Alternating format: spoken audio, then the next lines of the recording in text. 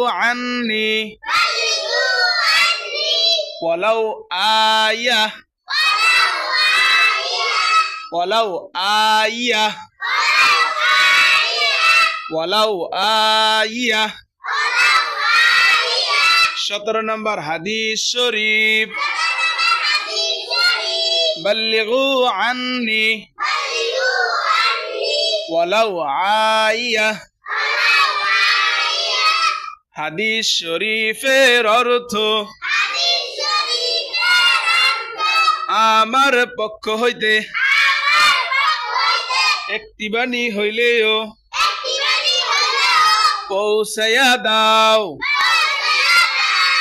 বাল্লিগু আন্নি ওয়ালাউ আইয়া আমার পক্ষ হইতে একটি বাণী হইলেও পৌঁছাইয়া দাও।